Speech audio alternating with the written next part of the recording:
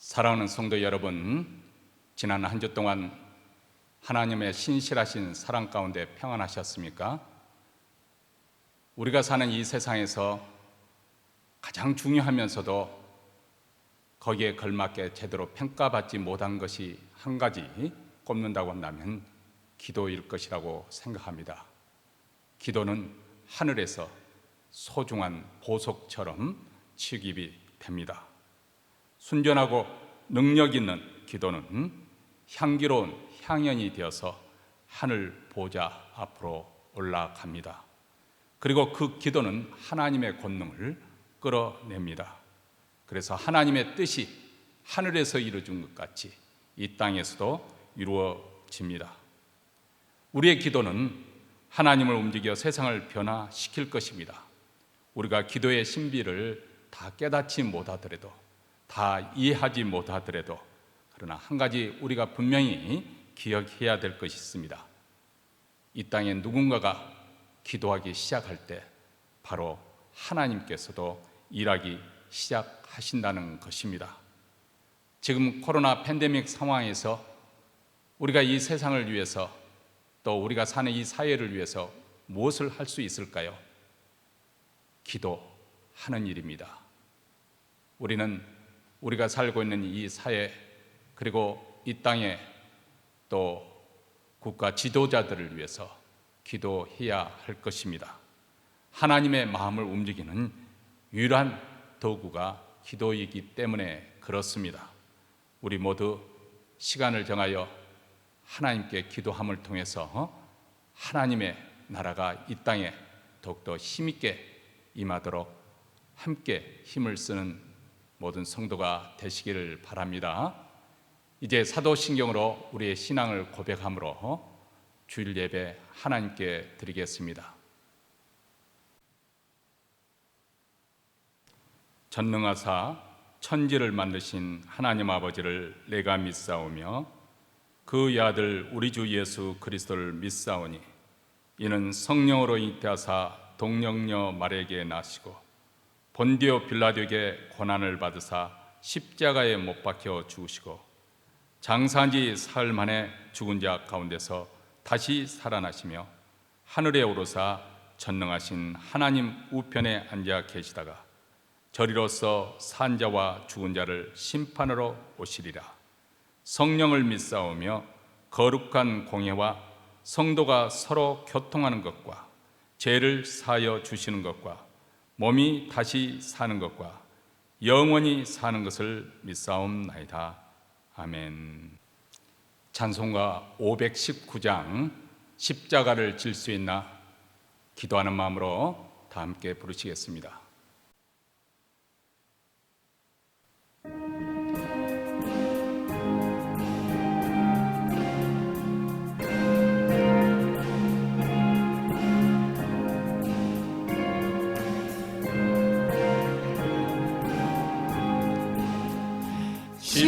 십자가를 질 수 있나 주가 물어보실 때 죽기까지 따르오리 저들 대답하였다.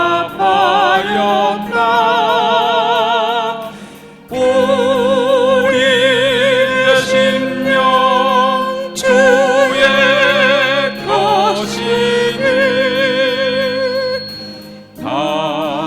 당신의 영상 만드소서. 주인도 따라 살아갈 동안 사랑과 충성을 바치오리다. 너는 기억하고 있나 구원받은 강도를 저가 회개하였을 때 낙원 허락받았다.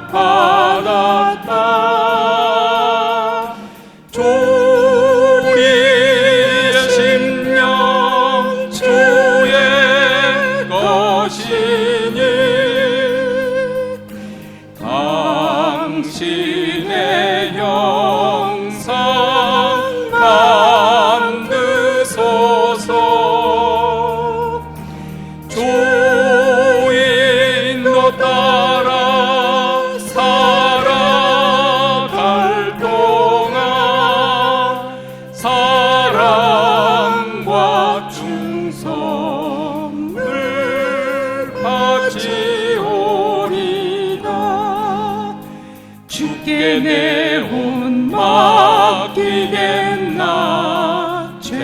승리 믿으며 걱정 근심 허든 그늘 너를 둘러 덮을 때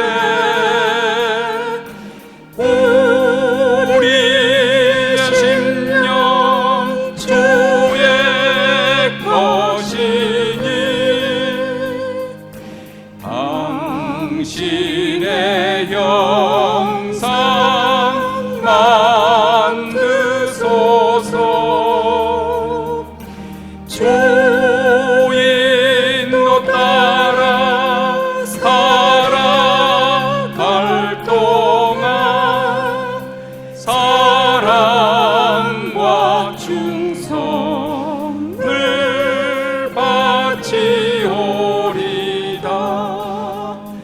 이런 일 다 할 수 있나 주가 물어보실 때 용감한 자 옛날처럼 선뜻 대답하리라.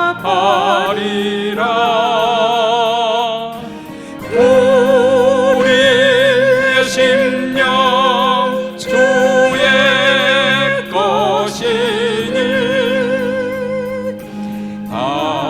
당신의 형상 만드소서. 주인도 따라 살아갈 동안 사랑과 충성을 바치오리다.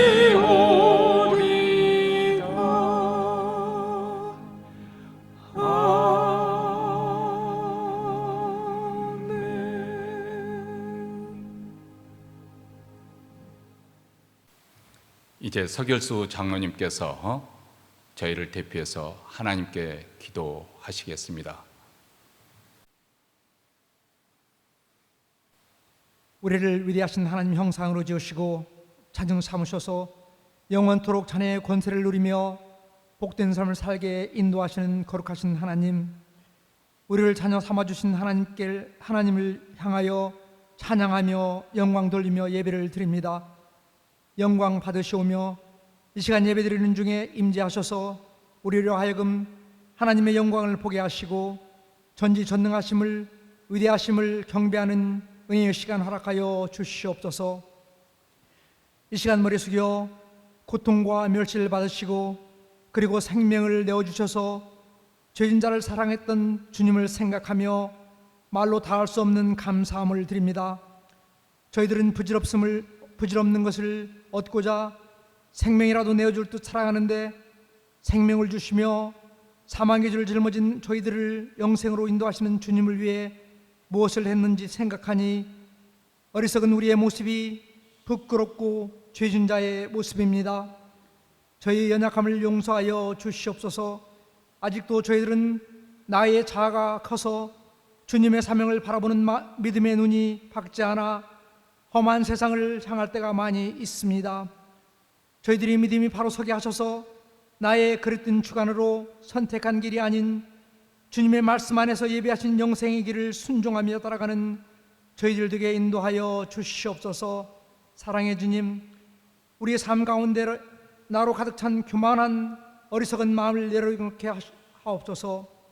나로 인하여 상처받은 사람들이 없게 하옵시며 나로 인하여 주님을 섬기는 자녀들이 시험에 들게 하지 마옵시며 나로 인하여 저들의 마음이 주님의 사랑을 유면하게 하지 마옵소서. 오직 나로 인하여 주님의 높이심만이 나타나는 주의 자녀가 되게 하여 주시옵소서. 지금 이스라엘과 가나 전쟁, 미얀마 사태로 많은 선량한 시민들이 사랑하는 가족을 잃고 삶의 터전을 잃고 언제 끝날 줄 모르는 전쟁과 폭력 속에서 생명조차 보장할 수 없는 위기 속에서 불안에 떨며 하루하루를 지탱하며 살아가고 있습니다. 주님, 어리석은 유정자들의 결정을 철회하게 하여 주셔서 하루빨리 평화가 찾아올 수 있도록 도와주시옵소서. 이를 위해서 저희들이 기도와 위로가 그들과 함께 있게 하시고 또 모든 교회들이 함께 기도로 간구하게 하여 주시옵소서. 저희들에게 말씀을 들으며 기도하며 질친 마음에 쉴 것을 주신 주님, 이 몸든 교회가 우리가 아닌 모두에게 삶의 기쁨이 되고 희망이 되고 위로가 되는 교회가 되게 하여 주시옵소서. 특별히 코로나 바이러스로 힘든 우리에게 희망과 용기를 지침 속에서 잃어버린 사랑을 회복하는 주님 살아계시는 교회 되게 하여 주시옵소서. 특별히 저희 교회를 섬기는 자녀들 가정의 경제적인 문제, 자녀 문제, 질병으로 인한 건강의 문제로 어려움에 기도하는 자녀들 많이 있습니다. 어려움을 당할 때 너희 염려를 다 주께 맡겨라, 이는 그가 너희를 돌보심이라는 진리의 말씀을 붙들고 의지함으로 치유되고 회복되어 주님을 더욱 믿고 의지하고 전하는 삶이 되도록 은혜해 주시옵소서. 이 시간에도 귀한 말씀을 정려 역사하심에 따라 준비하시고 단위에 세우신 목사님, 말씀을 전하실 때 능력 있고 살아있는 말씀으로 전해지게 하셔서 예배를 드리는 성도들이 은혜 받고 말씀으로 무장하여 세상에서 승리하며 주님의 사랑을 전하기에 주저하지 않는 믿음의 자녀들이 될 수 있도록 은혜해 주시옵소서. 이 시간 주님의 말씀을 사모하는 마음으로 예배를 드립니다. 주시는 말씀을 깨달으며 감사하는 은혜의 시간 되게 하여 주시옵소서. 거룩하신 예수 그리스도의 이름으로 기도드렸습니다. 아멘.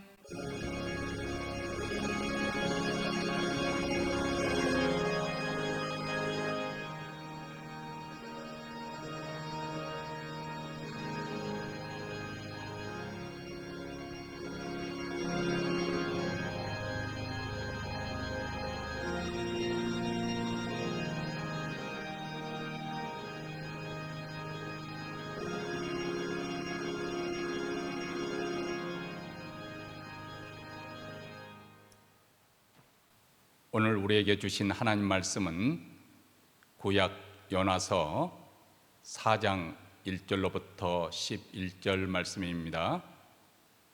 4장 1절로부터 11절 다 같이 읽겠습니다.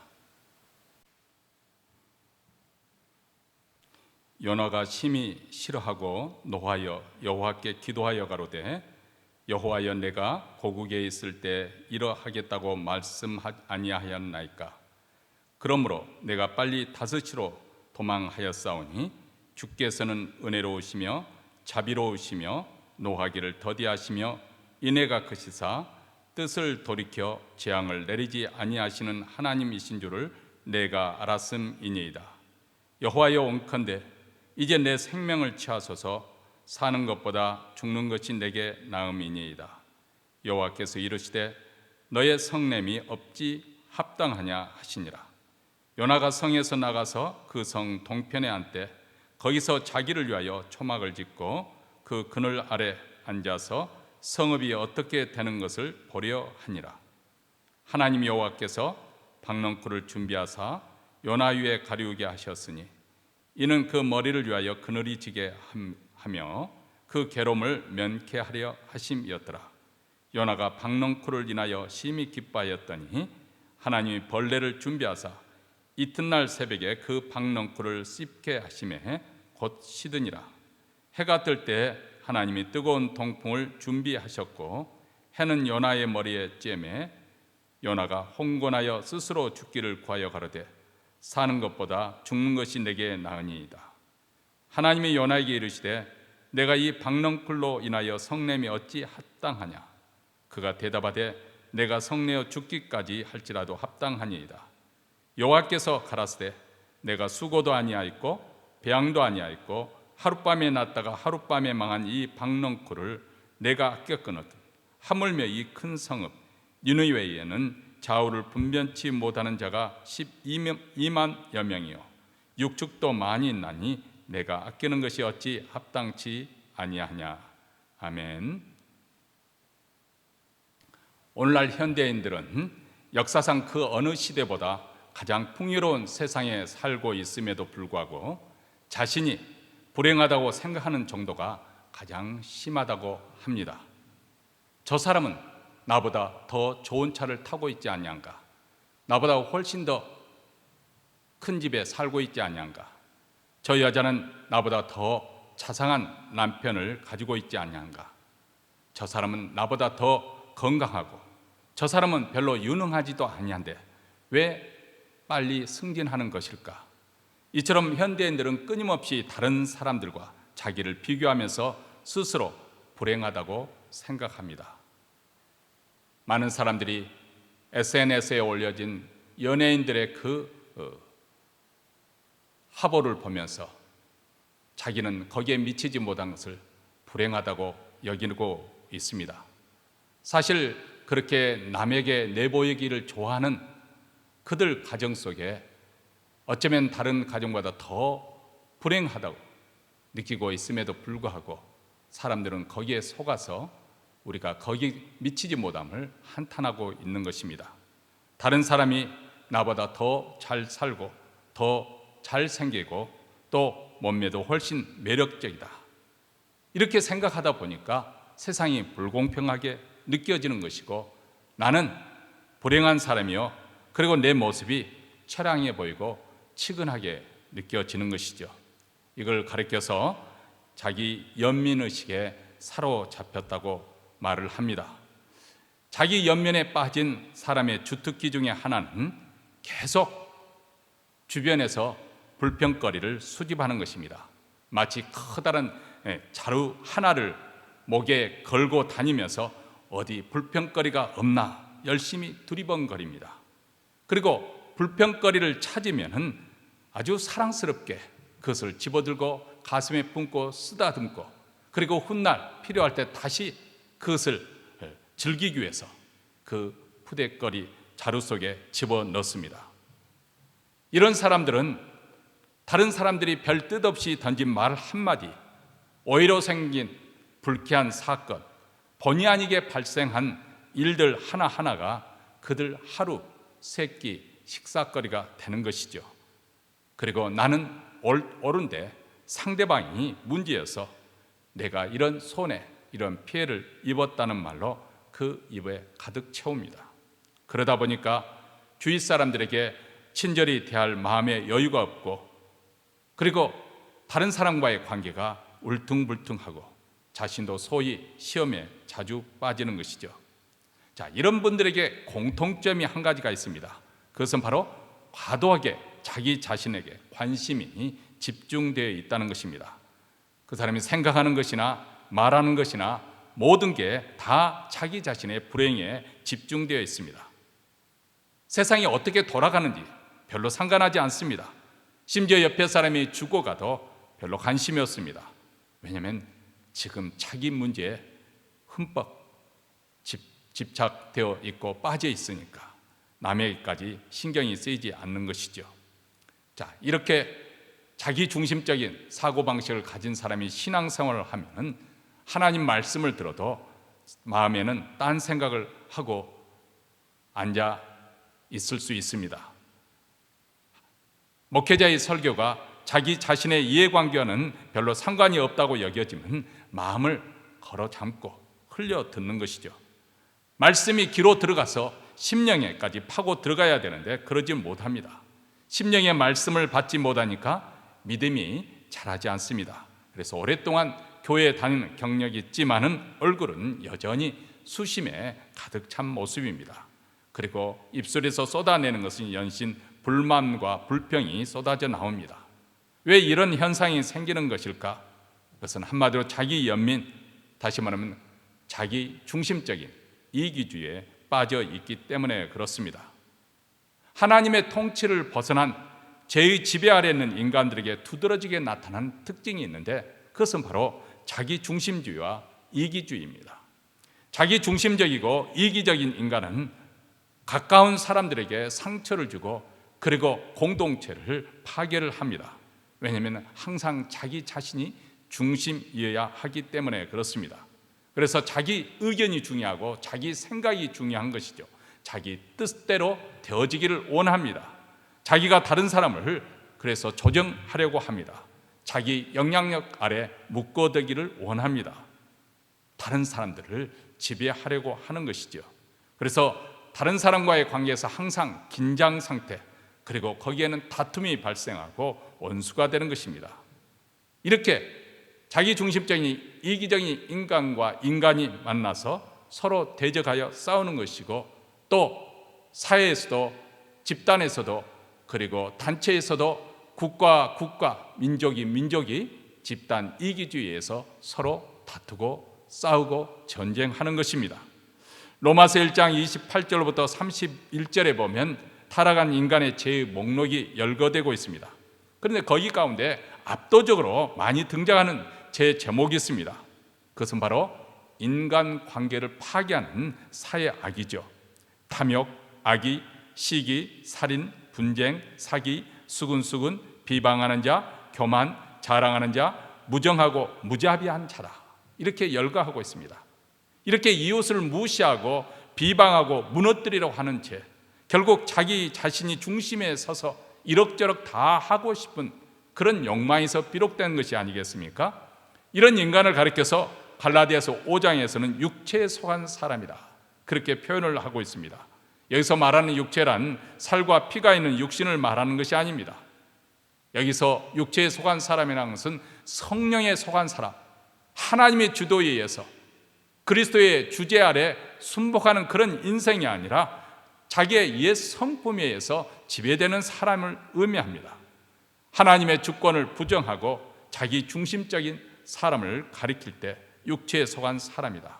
그래서 갈라디아서 5장에 보면 이런 육체에 속한 사람이 맺는 육체의 열매를 열거하는 그 목록을 보시면 원수를 맺고 분쟁과 시기와 분냄과 당짓는 것과 불리함과 그리고 이단, 여기서 말하는 이단이라는 것은 잘못된 종파를 이야기하는 것이 아니라 갈라져서 분파를 만드는 것, 그리고 투기, 이렇게 파괴적인 인간관계를 말씀해 주고 있습니다. 여러분, 우리가 이 땅에 살아가면서 우리를 힘들게 하고 고통스럽게 하는 것, 바로 어디서부터 비롯하는 것입니까? 자기 중심적인 태도에서 오는 것입니다. 우리를 고통스럽게 하고 불행하게 만드는 것, 바로 이기적인 것입니다.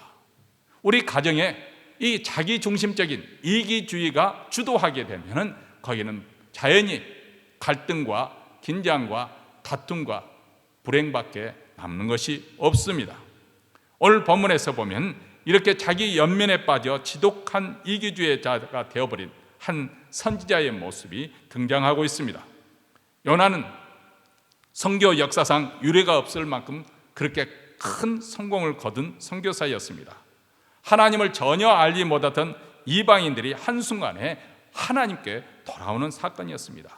그들은 우상에 꽉 잡혀있던 유네 사람들이었는데 요나의 하루길 그 도성을 돌며 선포한 하나님의 심판에 간 설교에 그들은 일시에 왕부터 신하에 이르기까지 또 한에 이르기까지 회개한 것입니다. 아주 충격적인 사건이었죠.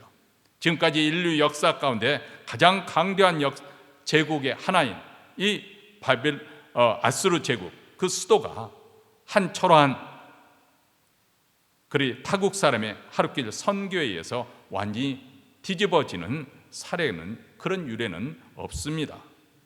자, 이런 정말 놀랄만한 부흥이 일어났으니까 하나님께서 얼마나 기뻐하셨겠어요. 예수님의 비유 가운데 한 마리 잃어버린 양을 찾기 위해서 수고를 마다하지 않는 목자의 비유가 나오지 않습니까? 그는 천신만고 끝에 양을 찾았습니다. 그래서 그 양을 양 어깨에 메고 집으로 돌아온 후에 친구를 불러서 잔치를 베풉니다.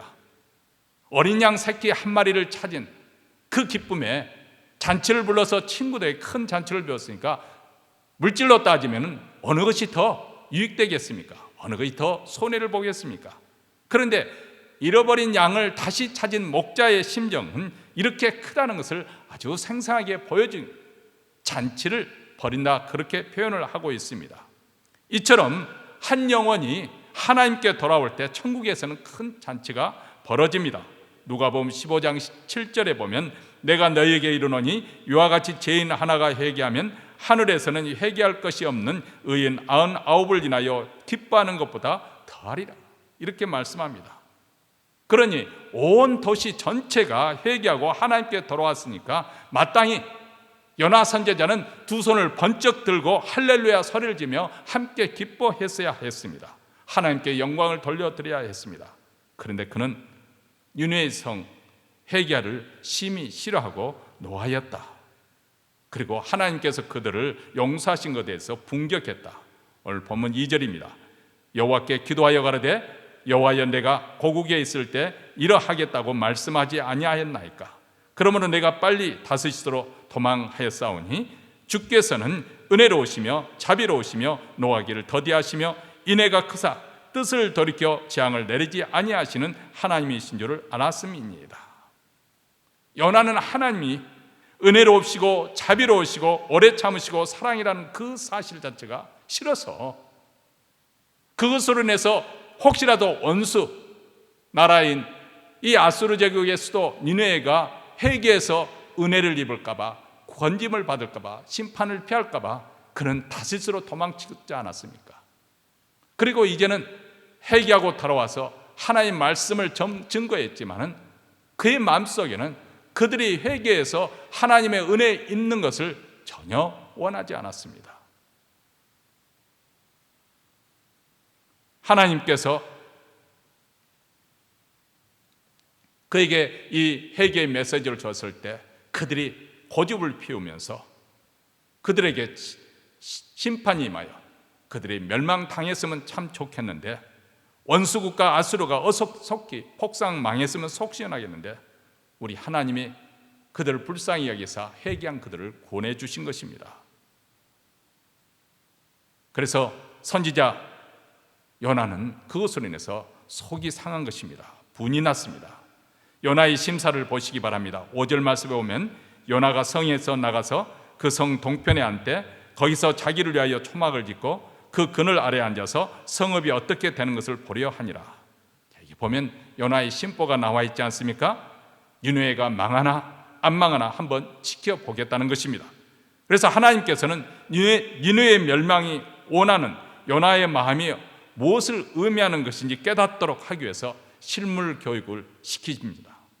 요나의 초막 위에 박넝쿨이 덮이게 했습니다. 그랬다가 벌레를 보내어 그 뿌리를 씹어 먹음으로 곧 시들게 했습니다. 이어서 뜨거운 동풍을 보냈습니다. 8절입니다. 해가 뜰 때 하나님이 뜨거운 동풍을 준비하셨고 해는 요나의 머리에 쬐매 요나가 혼곤하여 스스로 죽기를 구하여 가로되 사는 것보다 죽는 것이 내게 나으니이다. 니느웨는 지구상에서 가장 무더운 지역에 속한다고 합니다. 이란 쪽에서 뜨거운 동풍 모래바람이 불어올 때 낮 최고 기온은 섭씨로 45도까지 올라갑니다. 많은 먼지와 모래를 동반하고 불어오는 이 바람은 매우 거세고 뜨거워서 숨조차 쉬기가 어렵습니다. 다행히 그늘이 있을 때는 그런 대로 견딜만 하겠지만은 햇빛을 직접 받게 되면은 체온이 급상승하게 돼서 일사병에 딱 걸리기 쉬운 기후입니다. 따라서 강한 열과 열풍이 하나님께서 몰아붙일 때 요나는 정신을 잃을 지경까지 이르렀습니다. 니느웨가 재앙을 피하는 것에 열을 받았던 요나는 태양의 뜨거운 강한 열과 뜨거운 동풍으로 인해서 진짜 일사병에 걸려서 차라리 죽는 것이 낫겠다고 하나님께 거듭 투정을 부리고 있습니다. 그래서 하나님께서 요나야, 그래 박넝쿨 하나로 내게 성냄이 과연 정당하다고 생각하니? 하고 묻습니다. 그러자 내가 성내어 죽기까지 할지라도 내가 화내는 것이 정당합니다, 이렇게 답변하지 않습니까? 우리는 그래도 하나님의 선지자가 어떻게 그런 태도로, 불순한 태도를 보이는가 하고 의아하지만은 인간이란 존재가 이렇게 이기적이고 박정하고 옹졸한 부분이 있다는 사실을 우리는 놓치지 말아야 할 것입니다. 요나 선지자를 보십시오. 그가 심지도 아니하였고 키우지도 아니었던 박넝쿨, 그 그늘이 질 때는 시원해서 좋다, 고마움을 느꼈는데 박넝쿨이 그만 죽고 말자 열을 내면서 하나님께 항의를 합니다. 그 박넝쿨이 그에게 그늘이 되어 주었을 때는 너무 좋았거든요. 그런데 그것이 없어지니까 너무 열을 받은 것이죠. 그런데 자기 자신 심지 않고 거두지도 않았던 이 박넝쿨에 대해서 열을 냈던 그는 하나님께서 영적으로 무지에서 좌우를 분별하지 못한 12만여 명이나 되는 사람들, 거기에는 육축도 많이 있는데 그들이 몰살당하기를 그렇게 바라고 있습니다. 왜냐하면 자기와 자기 민족의 원수였기 때문이어서 그랬습니다. 여러분, 여기 보면 선지자 요나가 얼마나 자기 중심적입니까? 얼마나 잔인합니까? 얼마나 편향되어 있습니까? 요나만 그렇습니까? 열심히는 신앙이라도 여기서 애가 아닙니다. 우리가 진리를 안다고 하지만 그 진리를 우리는 자기 중심적인 자기 사고방식에 끼워 맞힐 위험성이 있습니다. 그래서 자기 중심적 이기주의자는 주위 사람들에게 그 진리의 말씀을 가지고도 많은 아픔과 상처를 주게 될 것입니다. 불경 자기 자신도 불행으로 이끌게 될 것입니다. 여러분, 우리의 고민은 사람이 성숙한 성인이 되었다고 하더라도 근본적으로 이 이기주의적 자기 중심주의를 극복하기 어렵다는 것입니다. 아니, 솔직히 말씀드리면 인간적인 방법으로는 이것을 극복할 수가 없는 것이죠. 왜냐하면 우리 모두 타락한 아담의 후손이므로 타락한 본성을 가지고 태어나기 때문에 그렇습니다. 이 본성, 타고날 때부터 가지고 있는 이 본성은 낡았고 부패하였고 오염되어 있습니다. 죄는 이 타락한 본성의 뿌리를 받고 있습니다. 그래서 밖으로부터 유혹이 오면 우리 안에는 죄가 자동적으로 충동적으로 반응을 보이게 됩니다. 그러므로 사람이 짓는 모든 죄악들은 우리 안에 타락한 본성이 발원지라고 말할 수가 있습니다. 이 타락한 본성을 가리켜서 성경은 육신, 육체, 플래시 아니면 옛사람, old self라고 이렇게 말합니다. 이 옛사람, 육체는 크게 세 가지 특성을 가지고 있습니다. 첫째로 옛사람은 자기 스스로 살려고 하는 자기 중심적 이기주의의 특성을 가지고 있습니다. 여러분, 우리가 살고 있는 이 시대는 내 마음대로 내가 하고 싶은 대로 하고 사는 것을 자유롭고 복되다고 생각하는 그런 경향이 있지 않습니까? 그런데 이것은 자기 하고 싶은 대로 마음대로 하고 살고 싶어하는 그 욕망이 과연 우리로 하여금 자유케 하는 것이고 우리로 하여금 행복에 이르게 하는 것인가? 전혀 그렇지 않다는 것입니다. 그것은 마치 물고기가 물속에 있을 때 자유롭게 헤엄을 치는데 어느 날 물고기의 생각하기를 나는 더 넓은 세상에서 살고 싶다 해서 물 밖으로 뛰쳐나온 물에다 자기 몸을 던졌다고 생각해 보십시오. 과연 그것이 자유일까요? 과연 그것이 행복일까요? 자, 철길을 위해 기차가 달리고 있습니다. 그런데 기차가 달리다가 나는 저 넓은 평야를 자유롭게 달리고 싶다 해서 철길을 벗어나서 평야로 그 들판으로 달린다고 생각해 보십시오. 과연 기차가 자유로운 것입니까? 이내 얼마 가지 못해서 탈선한 그 기차는 파멸에 이르게 될 것입니다. 내 마음대로 내 중심으로 산다는 것은 바로 이것을 의미합니다. 그것은 바로 부패와 거짓과 허위의 중심으로 사는 것이기 때문에 필경 우리를 파멸로 이끌어가는 것입니다. 그것은 아담이 우리에게 물려준 타락한 본성이고 사단이 영향을 주는 본성이기도 때문에 그렇습니다. 하나님의 말씀이 중심이 되지 않은 모든 인생이 결국은 필경은 멸망의 길로 가는 이유가 여기 있습니다. 그러므로 내 마음대로 내 중심대로 사는 것이 우리가 영적 신앙생활에는 가장 큰 적이라는 사실을 우리는 기억해야 합니다. 둘째로 육신의 생각은 하나님의 생각과 정반대라는 특성이 있습니다. 육신의 생각은 따라 사는 사람은 결코 하나님의 뜻에 복종할 수가 없습니다. 오히려 하나님과 원수가 될 뿐이라고 로마서 8장 6절부터 8절에서 이렇게 말씀합니다. 육신의 생각은 사망이요 영의 생각은 생명과 평안이니라. 육신의 생각은 하나님과 원수가 되나니 이는 하나님의 법에 굴복지 아니할 뿐 아니라 할 수도 없습니다. 육신에 있는 자들은 하나님을 기쁘시게 할 수 없느니라. 자, 여기서 보면은 육신에 속한 사람은 말로는 하나님을 위해서 하나님의 영광을 위해서 산다고 하면서도 결국은 자기 중심적으로 자기 목적을 위해서 살아가는 모습을 발견하는 이유가 여기 있습니다. 신앙생활을 하면서도 옛사람이 내 안에 살아있기 때문에 여러분, 이 사실을 우리가 직시해야 되는데 사람들은 이것을 자기 자신은 하나님의 뜻에 맞춰 산다고 자기를 포장하고 위장하기 때문에 자기 스스로 속는 것이죠. 그만큼 자기 중심적인 자아가 우리 안에 깊이 뿌리박혀 있습니다. 우리가 하나님을 위해서 열심을 낸다고 하지만 실상 그 이면에는 위선과 거짓과 탐욕과 정력으로 결국 자기 자신 욕망을 위해서 열심을 낸 것에 불과하다는 사실을 우리는 미처 보지 못하는 것입니다. 깨닫지 못하고 인정하지도 않는 것입니다. 예수님을 십자가에 못 박은 자들을 생각해 보시면 이것이 환히 우리가 드러나는 것을 알 수가 있습니다. 그들은 모두 하나님을 잘 믿는다고 스스로 자부했던 율법 학자들, 그리고 바리새인들, 대제사장들이었습니다. 그들은 하나님을 위해서, 자기 민족을 위해서 예수를 십자가에 못 박아야 한다고 그렇게 주장했지만 실상 그들의 목적과 뜻을 이루게 한 자기 중심적인 옛사람의 행위였습니다. 시기와 미움, 그래서 무지한 피를 흘리게 한 것이죠. 하나님의 영광과는 아무 상관없이 자기들의 영광을 추구한 결과입니다. 우리도 이 점에서는 예외가 아닙니다. 여러분, 우리가 다른 사람과의 관계가 왜 쉽지 않은 줄 아십니까? 왜냐하면 내 자신 속에 깊은 숨은 동기를 감추고 또 다른 이유를 가지고 우리는 이웃을 비방하거나 비판하고 공격하기 때문에 그렇습니다.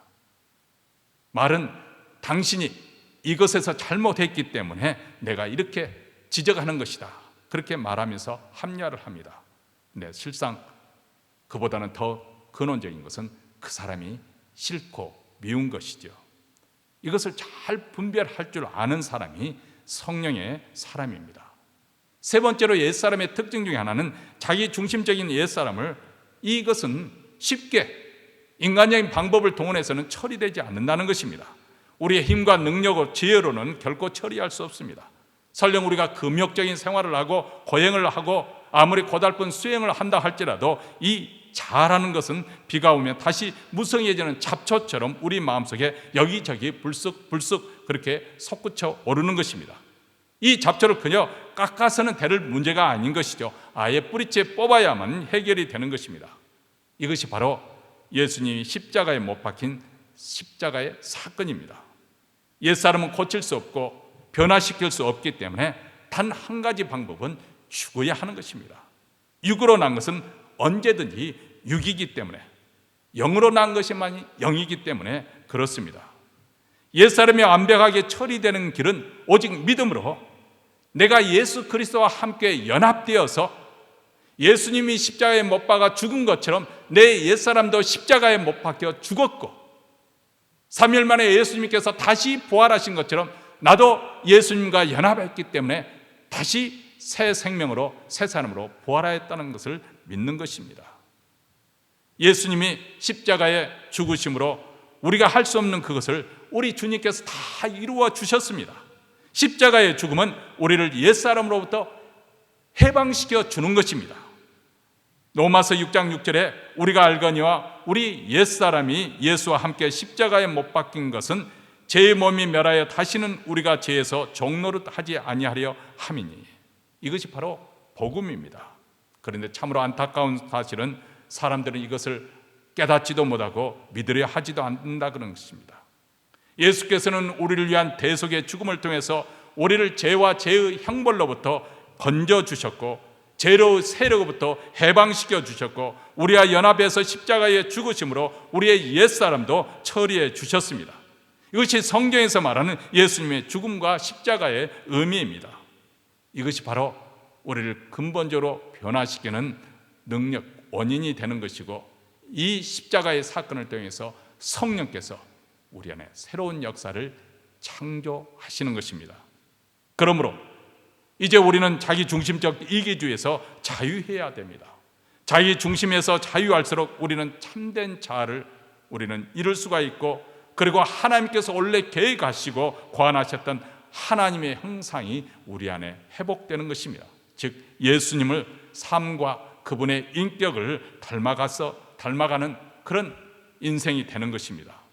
이 비밀을 깨달은 분은 자기 자신도 예수님처럼 한 알의 밀알이 되어 죽을 수가 있는 것이죠. 이렇게 한 알의 밀알이 되어 죽을 때 많은 열매를 맺게 됩니다.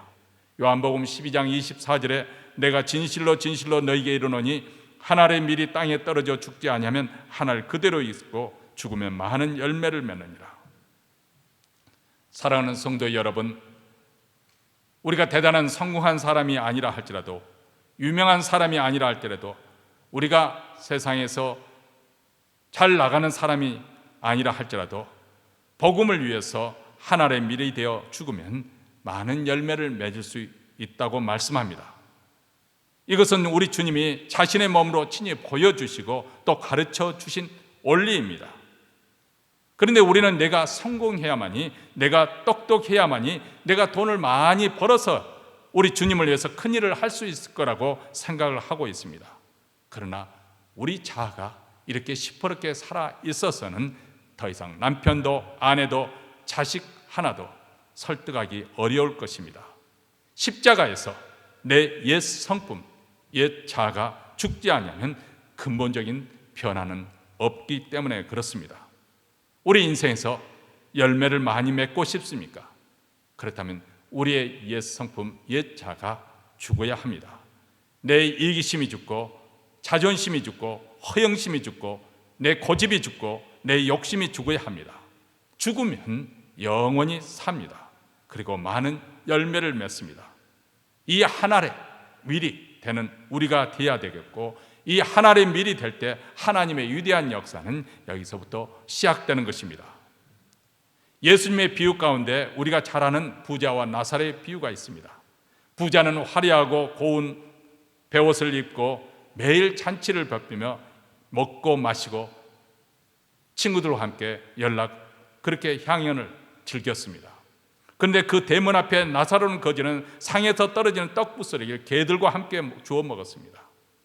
그리고 둘 다 죽었는데 나사로는 아브라함의 품에, 부자는 지옥불에 떨어졌습니다. 자, 그렇다면 부자의 죄는 무엇인가?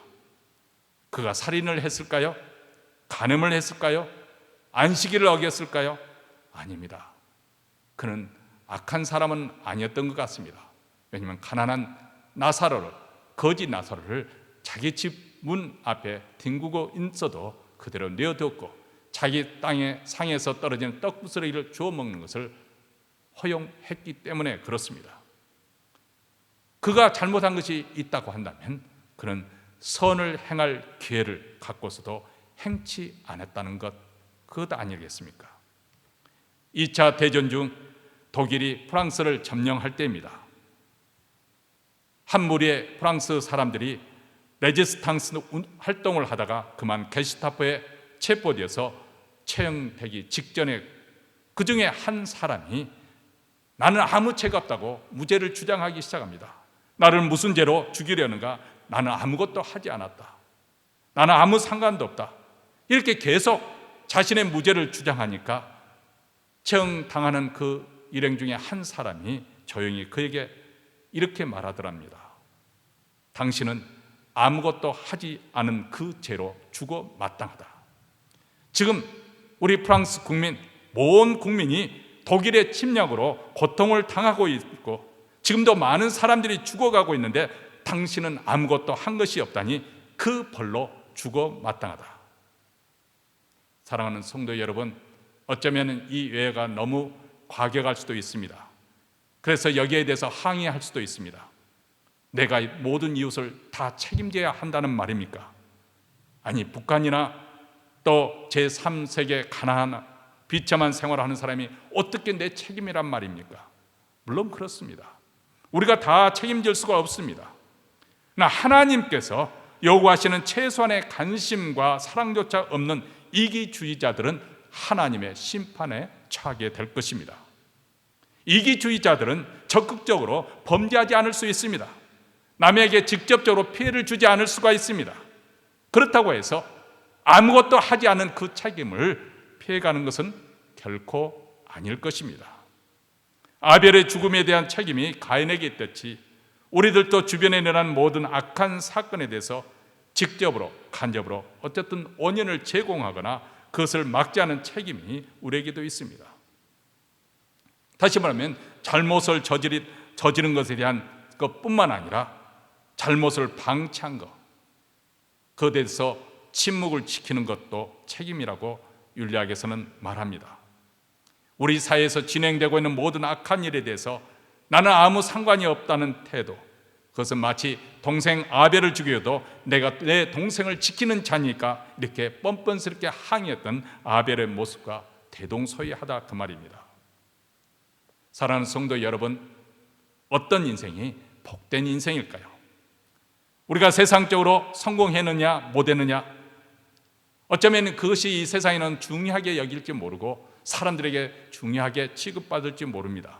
그러나 우리가 막상 죽음의 자리에 서게 되면 그 세상적인 모든 것은 아무 소용이 없을 것입니다. 그리고 마지막 죽음의 대목에 결국 우리에게 남는 것이 있고, 아직까지 우리에게 마음에 걸리는 것이 있다면 과연 내 양심에 거리끼는 것이나 부끄러운 것이 없을 것인가? 그것이 가장 중요한 문제가 될 것입니다. 그래서 사도 바울은 디모데전서 1장 19절에서 믿음과 착한 양심을 가지라 이렇게 권면합니다. 어떤 이들은 이 양심을 버렸고 그 믿음에서 관하여서는 파산하였느니라. 또 사도 베드로도 말하기를 베드로전서 3장 16절에 선한 양심을 가지라. 이는 그리스도 안에 있는 너희의 선행을 욕하는 자들로 그 비방하는 일에 부끄러움을 당하게 하려 함이라. 이렇게 권면하고 있습니다. 사랑하는 성도 여러분, 여러분 안에 있는 믿음으로 역사하는 선한 양심이 말해주는 그것에 귀를 기울이시기 바랍니다. 지금이 기회입니다. 지금 하나님을 믿고 마음을 다하고 뜻을 다하고 목숨을 다하여 하나님을 사랑하는 것과 내 이웃을 내 몸과 같이 사랑하는 그 일에 집중해야 할 때입니다. 내 아우를 지키는 자니까 여러분 최소한의 관심과 사랑을 베풀며 내 아우를 지키는 자로 살아가시기를 바랍니다. 코로나 팬데믹 뒤에 숨어서 비겁하게 숨지 마시고 우리 주변에 있는 사람, 나와 가장 가까이 있는 사람부터 우리는 돌보며 사랑의 손길을 내밀어야 할 것입니다. 기도하겠습니다.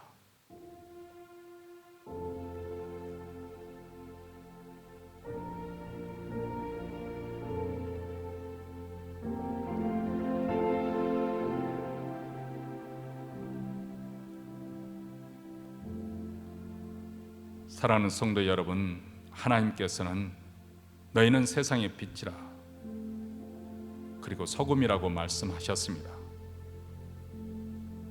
우리의 착한 행실로 하나님께 영광을 돌리라. 우리 주님 우리에게 권면하셨습니다.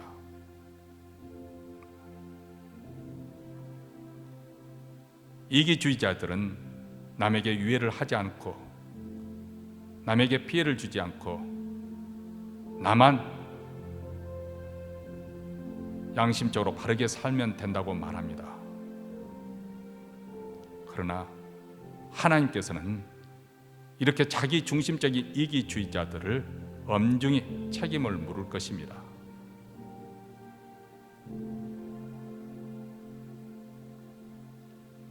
하나님께서 독생자를 내어주신 이 희생적인 사랑을 받은 우리는 어떤 모습으로 반응을 보여야 할까요? 나도 하나님을 사랑하고 나도 나의 이웃을 사랑하는 그런 사랑의 사람이 되어야 마땅할 것입니다. 하나님 아버지 감사합니다. 다시금 우리로 하여금 어느 길이 올바른 길인지 영적인 흑암 속에서 말씀으로 빛을 비춰주시니 감사합니다. 이제 서로 맞이하는 한 주 동안에도 이 말씀을 마음에 간직하면서 가장 가까이 있는 사람부터 사랑의 손길로 섬기고 배려하고 위로하고 사랑을 베푸는 저희들 되게 하여 주시기를 간절히 원합니다. 이제 예물을 들고 하나님 앞에 나옵니다.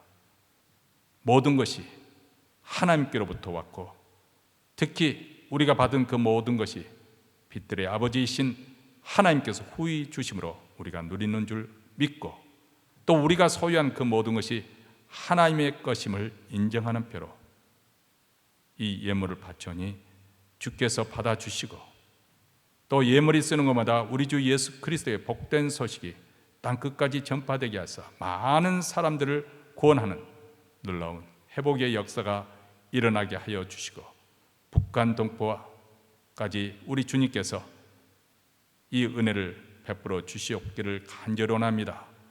주의 교회를 더욱더 흥왕하게 하여 주셔서 이 사명 끝까지 잘 감당하게 하옵시고 오늘 또 예배에 나오는 사랑하는 성도들 심령에 하늘의 신령한 복을 충만하게 채우시고 그 가정을 평강을 다하여 주시고 자녀들이 이 땅에 번성하는 복을 다하여 주시옵소서.